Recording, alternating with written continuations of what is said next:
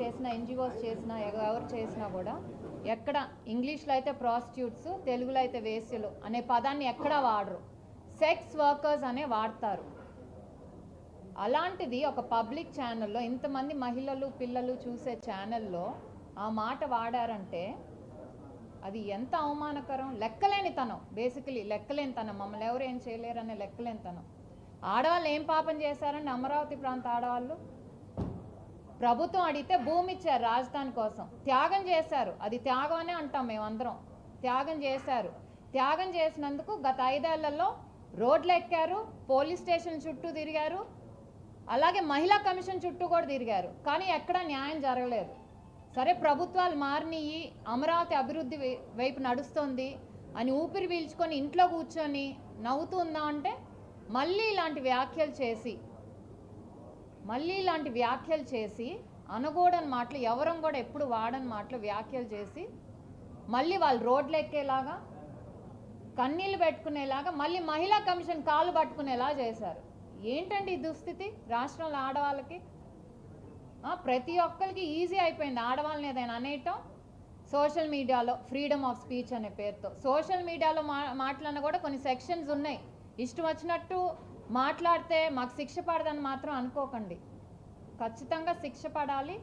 అలాగే మీడియా కూడా చాలా రెస్పాన్సిబుల్గా ఉండాలి. ఎందుకంటే ప్రజలకి వాళ్ళ వైపు ఉండాలి. అలాగే మంచి చెళ్ళు, ప్రభుత్వంలో ఉండే మంచి చెళ్ళు ఏంటో కూడా వాళ్ళ దగ్గరికి తీసుకెళ్ళాలి.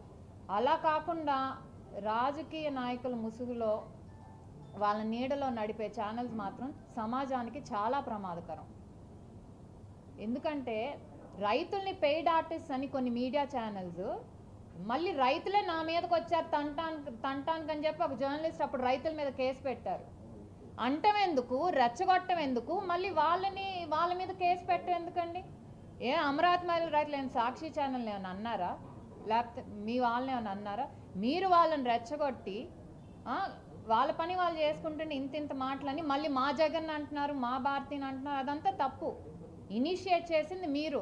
ఆబ్వియస్గా వాళ్ళ సెంటిమెంట్స్ హర్ట్ అయ్యి వాళ్ళ పిల్లలు అడుగుతున్నారండి, ఎందుకమ్మా మీరు మళ్ళీ రోడ్డు ఎక్కుతున్నారు, అంతా అయిపోయింది కదా, అమరావతి ఇష్యూ సెట్ అయింది కదా, ఎందుకని రోడ్డు ఎక్కుతున్నారంటే ఏమని చెప్తారు వాళ్ళు? మమ్మల్ని ఇలా అన్నారంటే కొంతమంది పిల్లలకి ఆ పదానికి అర్థం కూడా తెలుసా అండి? నిన్న వచ్చి చెప్తున్నారు, మేము ఎలా తిరగాలి రోడ్ల మీద, మాకు అన్నం ముద్ద దిగట్లేదు, బయటికి రాలేకపోతున్నాము. ఇవే ఎవరు బాధ్యత తీసుకుంటారు వీటన్నిటికీ? ఒక ఛానల్లో ఒక ఎనలిస్టు, ఒక జర్నలిస్ట్ కూర్చున్నారంటే సొంత అభిప్రాయం, అతను ఇది ఫస్ట్ టైం కాదు, అంతకుముందు కూడా మాట్లాడారు. అతను అలాంటి వాడు అలా మాట్లాడతా అని తెలిసినప్పుడు ఆ ఛానల్ బ్యాన్ చేయాలి అతను తీసుకోవటం. అంతేగాని ప్రజల్లో ఇంత ఆవేశం వచ్చింది, అందరూ కంప్లైంట్ చేస్తున్నారు, పోలీస్ స్టేషన్కి వెళ్ళి భయంతో అతని పర్సనల్ విషయాలు, అతని ఆలోచనలు మాకు సంబంధం లేదని సరిపోదు.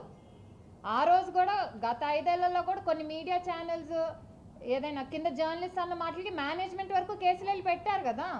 మరి ఇప్పుడు మేనేజ్మెంట్ ఎలా తప్పించుకుంటుంది? కనీసం మేనేజ్మెంట్ రెస్పాన్సిబుల్గా కూడా బయటకు వచ్చి క్షమాపణ చెప్పలేదు. ఇప్పటికి కూడా ఆ యాంకర్ కూడా క్షమాపణ చెప్పలేదు. అడిగితే చెప్తాలి అన్నట్టు మాట్లాడాడు. ఐ థింక్ మీరు అందరు కూడా చూసే ఉంటారు ఆ వీడియో.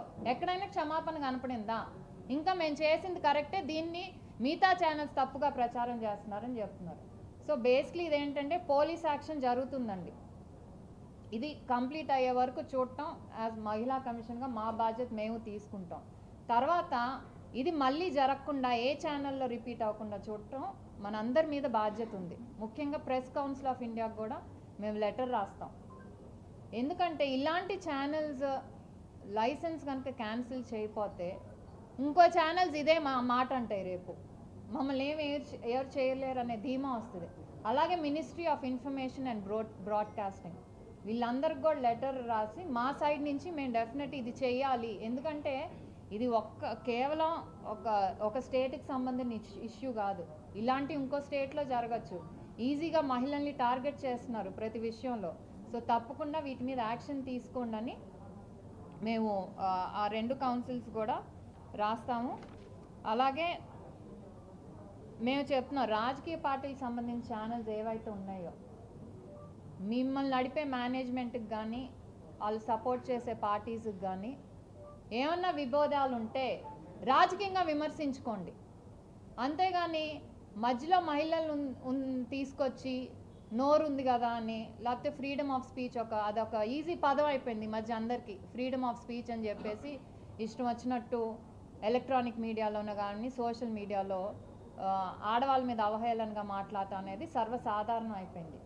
మాకు గత 5 ఏళ్లలో ఎలా ఉందో మేబీ అవన్నీ యాక్సెప్ట్ చేశారో అది మాకు అనవసరం. కానీ ఇప్పుడు పరిస్థితులు మారాయి, థింగ్స్ మారాయి. డెఫినెట్లీ ఇలాంటివి వస్తే మాత్రం యాక్షన్ అనేది తీసుకుంటాము, శిక్ష పడే వరకు కూడా దాన్ని ఫాలో అప్ చేస్తాము.